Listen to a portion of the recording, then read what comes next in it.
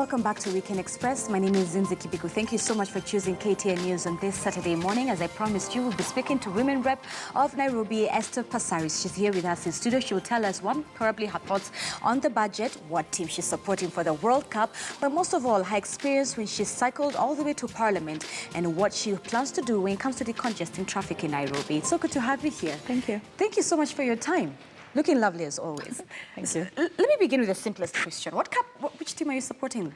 World Cup. I mean, normally it's always the big four. You know, you have Brazil, you have France, Spain, and Germany. Those are the ones that normally come towards the end.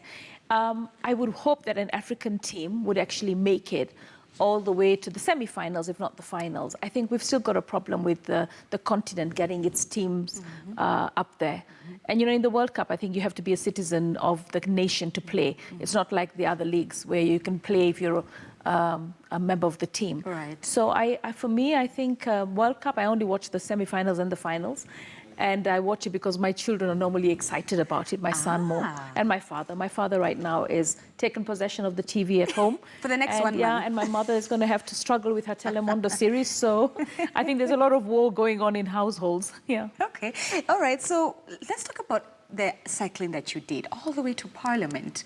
It must have taken a physical strain on you, but what inspired you to do that? Okay, so, you know, I have an open door policy when it comes to people being in touch with me. Right. I still have my phones. I still communicate with Monanchi. And I met a young lady called Salome, and she was so interested in me getting involved in cycling, understanding the challenges that they have, getting women to cycle, trying to make it into an opportunity for business and as well as sports and health and commuting to decongest Nairobi. And I told her, okay, fine, I'll come from Harambee Avenue, see them. And then she says, okay, we're riding to Panari. And I was like, are you for serious? Are you real? All the way to Panari, me? And she goes, yeah, we'll guide you, we'll be together. It was almost 30 years since I rode a bike. Oh, wow. My first job, I worked for Nyali Beach Hotel, my first job. And of course, I couldn't afford a car. And Nyali Beach and where we lived was about 15 minutes riding. So I had a chopper. At that time, we had these chopper bikes. And I used to go to work with the bike and the bicycle. So it was like, now, flashback, 30 years ago, here is me on a bike from Harambee Avenue to Panari. It was for me, interesting, you know, learning how to pedal, learning how to hold the handbars properly, learning about how to give the signs for pothole. I wasn't very confident. This is a roundabout? No, this is a pothole. There's a pothole here, you know.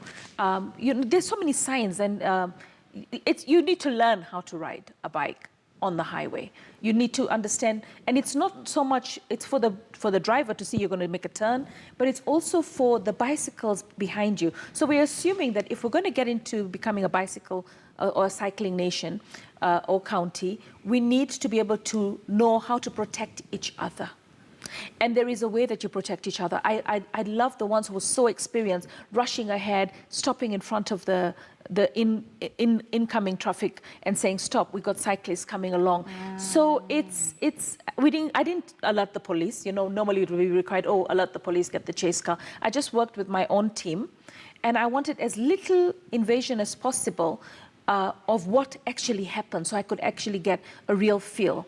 And so what was the biggest lesson that you learned that probably that cyclists I think it was easier to cycle from Harambee Avenue to Panari than it was doing the next one. I think I should have given it a bit of time. You know, I said it would be nice to actually cycle from my house to Bunge so I can get a feel of it. And of course, Kitusuru Road has a very steep drop. I was a bit reluctant, and it's actually got a dangerous steep slope because there's no barrier. You know, they should have guardrails there because the road is right at the edge, and then it has a big drop. And we've seen so many cars go over. And I didn't feel comfortable. There's no pedestrian path. There's no, I mean, there's paths that we can use. But you know? They're not friendly enough. You see, the biggest problem is in most of the residential estates. Right. And I think Boniface Mwangi mentioned this when we met at Hendrik Ball on Unstuck Nairobi. Right. Most of the residential estates have taken possession of the garden outside their fences, and they've made it like their own private garden. It's fantastic that they've grown the grass, they've put the bougainvillea. It looks beautiful. It looks beautiful, but the thing is, we have to realize that in those olden days, like Kitusuru used to be farmland, used to be coffee plantations. So what happened is you had a very narrow road that was actually just for the smallest possible cars. There were no big cars, not like today you've got a V8 here and a Land Cruiser here, and basically you find we're having a problem with the road. There was a lot of money put into expansion of Kitusuru Road, which was supposed to take care of that. We saw nothing done. Now we've got the bypass cutting across with some little kind of expansion. The biggest problem is we're not thinking through 50 years from today.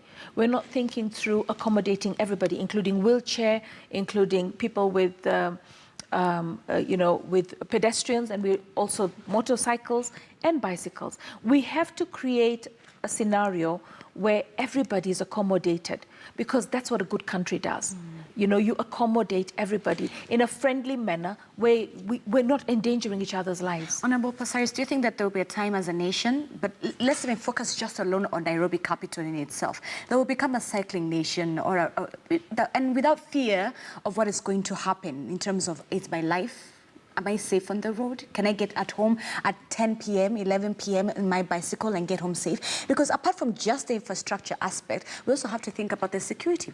You see, the biggest problem we're having in Kenya right now is the poverty levels are growing. They're not coming down. You know, we might think that, oh, we've got infrastructure going on, we've got medical equipment everywhere, we've got universal healthcare. But when you look at the Mwananchi, the cost of living is getting so high that Mwananchi is actually very poor. And then we are not friendly to our vulnerable citizens, because look at what we did in Westlands Market. Look at how we break kiosks all over the place. For me, I really believe that we are pushing the poor and the vulnerable to a point where crime is going to increase. And we can't shoot all our youth. We can't shoot them. Everywhere you go, I was in Roysambu, I was in Ruaraka, and the youth are saying, you know, we can hardly walk at night. We come out of work, we walk for 3-4 hours, we're going home or we're going to visit a friend, and when we're heading back, the police nab us, they take us in, we pay 1,000 shillings, then we're allowed to leave. So I'm having public participation right now, and I'm listening to the Mwananchi complain and tell us what they want and how they want us to improve their lives.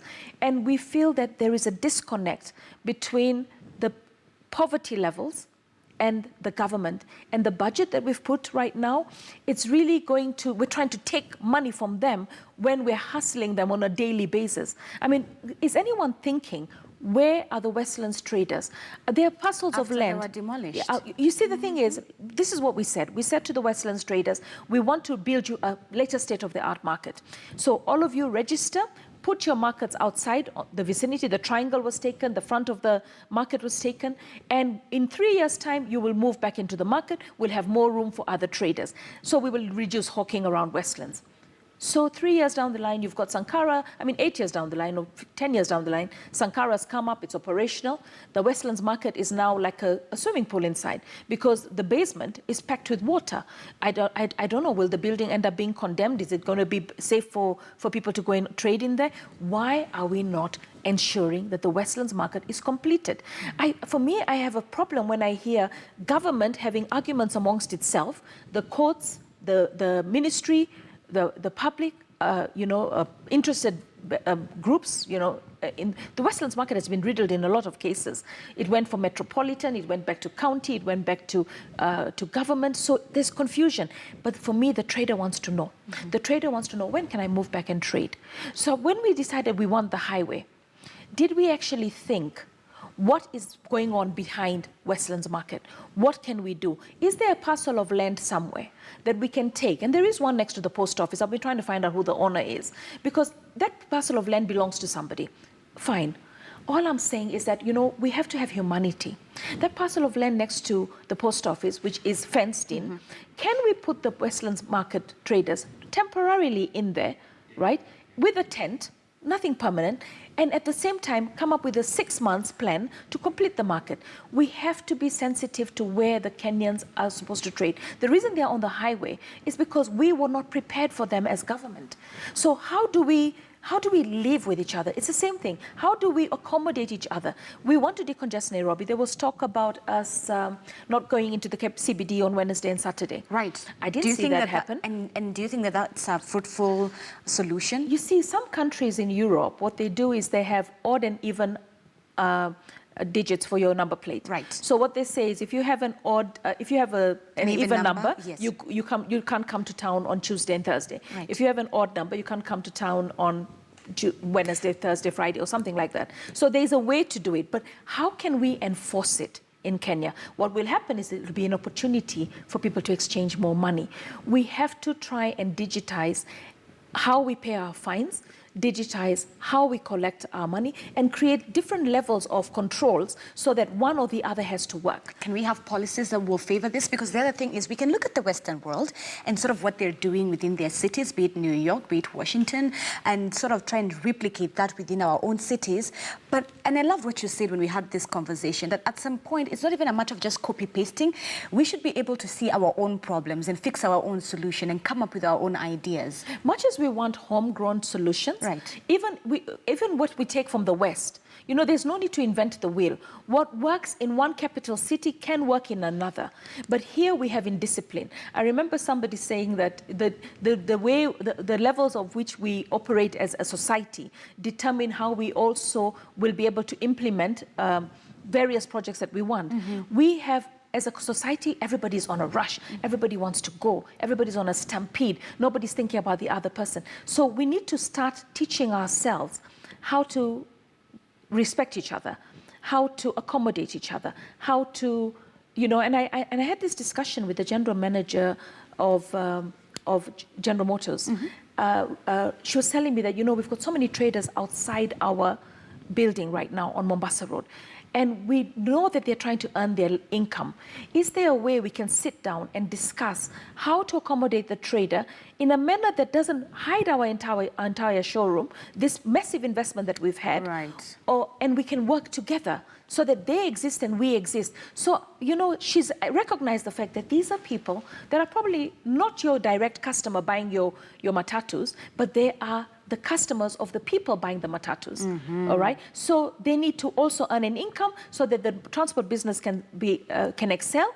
And then we also want to make sure that our border, the wall that we've put, the fence, we had a clear fence so that you could see General Motors from the outside. So I feel that we have laws, we have rules, we have regulations, we have policies, but then we also have human nature and we have humanity. How can we sit down sometimes and agree?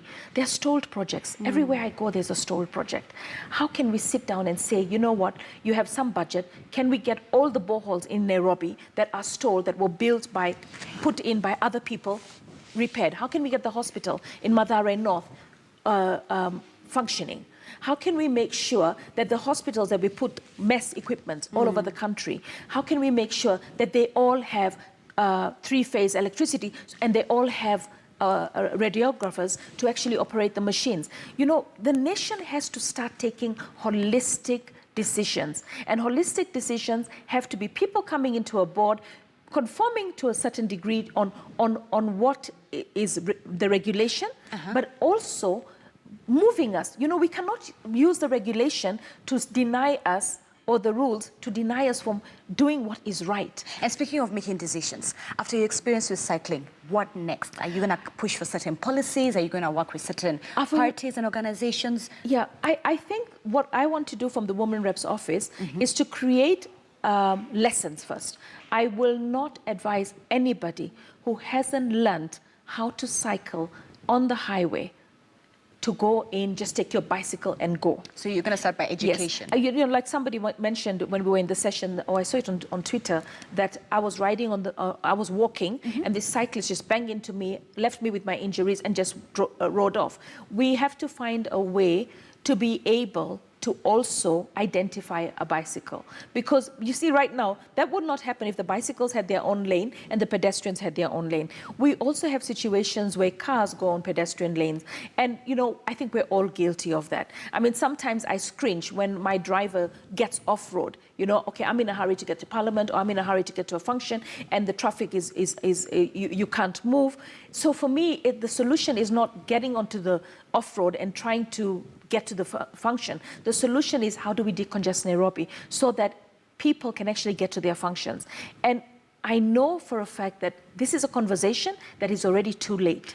All right, and I'm hoping that now that you are at the forefront of it, we'll start to see a bit of change. And like you said, probably start by information, getting people to be aware of how to ride safely in Nairobi before we even get to pushing certain policies. We need a cycle lane. Yeah. We need a cycle lane. And if we can say that this lane is for public transport, this lane is for bicycles and for motor, we have to do it. And now that we're building our highways, our super highways, we have to understand that Kenyans commute walking from long, long distances.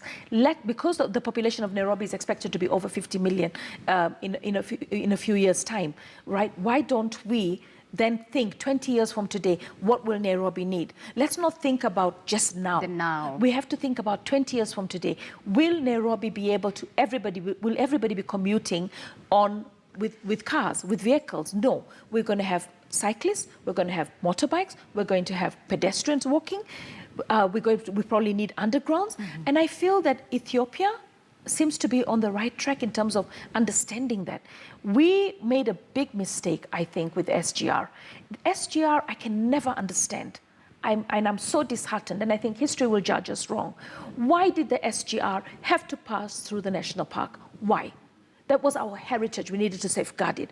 Why? We had a railway track running from Mombasa, right in the CBD of Mombasa, all the way to the CBD of Nairobi, all right? Why didn't we ensure that we use the same track and we do it on the same line? Because then you would get, like for me now, when I'm thinking of taking the railway to Mombasa, I'm thinking of getting to Syokimau, mm-hmm. and then from Syokimau coming out in somewhere in Mariakani or something. Mm-hmm. It's not feasible. Those could have been stops, fine, add them on.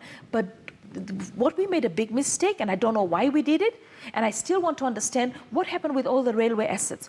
Transcentury came in, took the railway, there was so much land assets. Where is this land assets? Where has it gone? And why didn't we just go from the CBD of Nairobi with the railway all the way to Mombasa?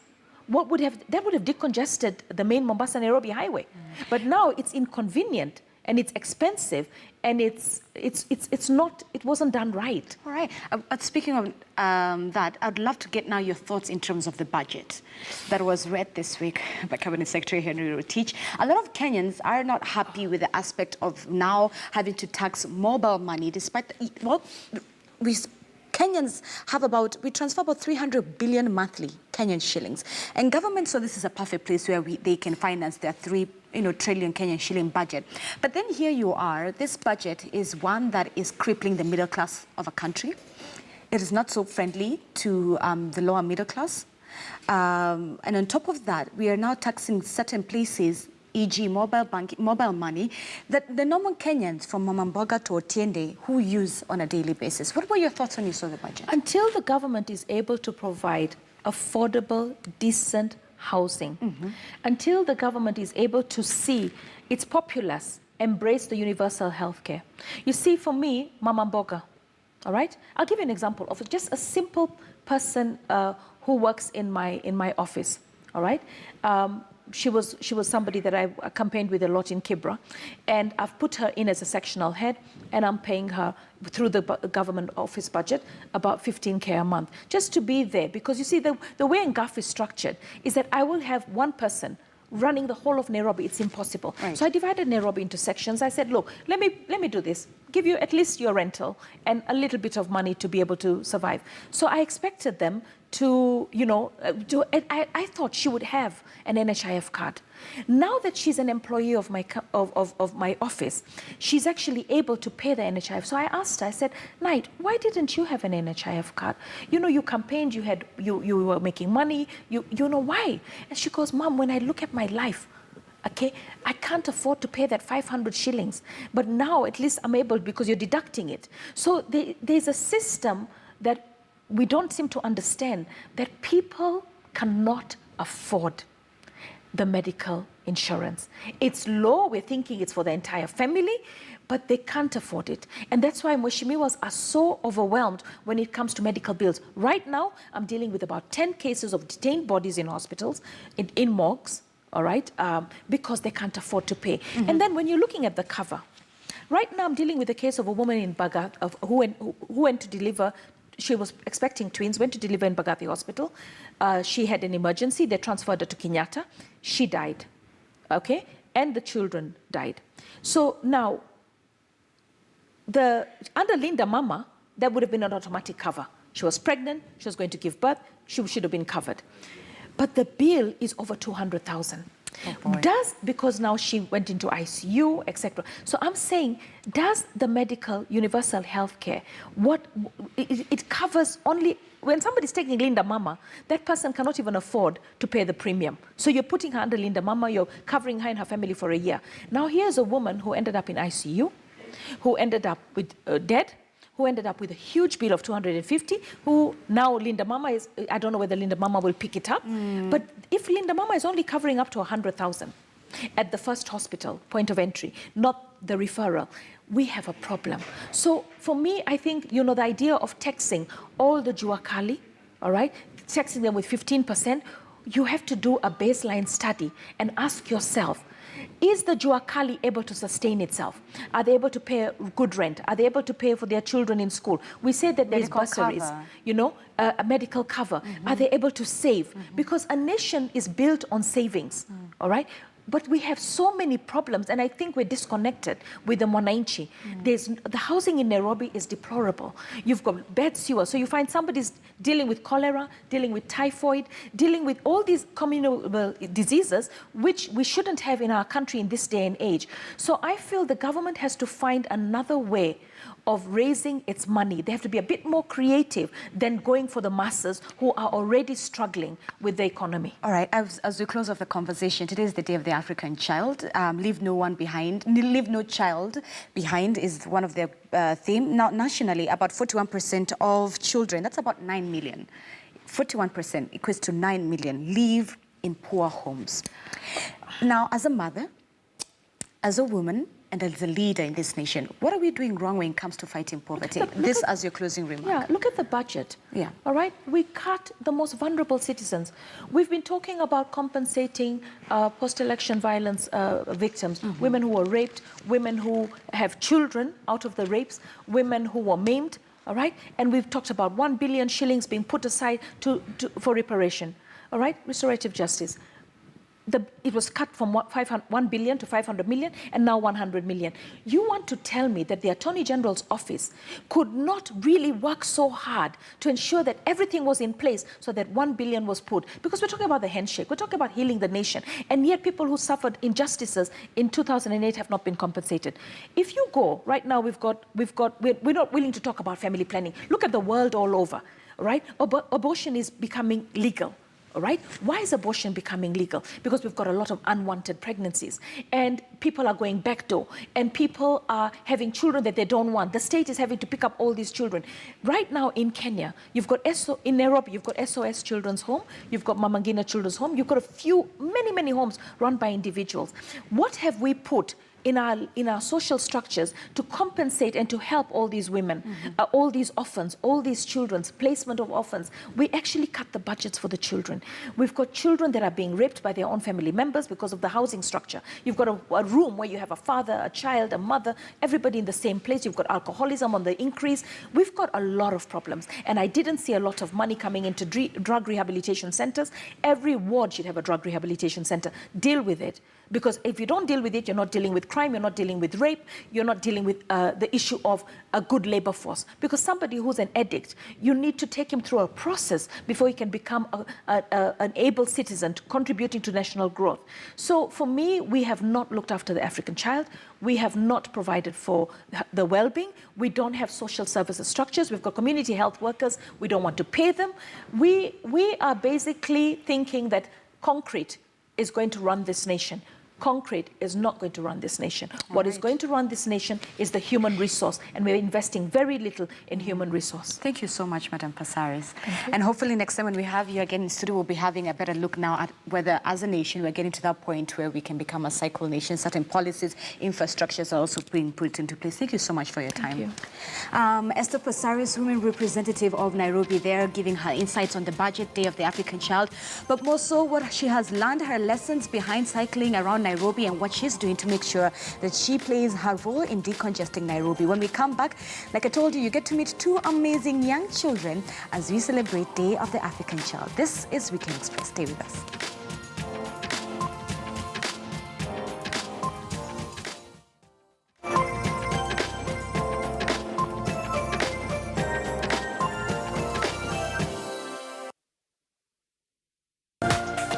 This is KTN News.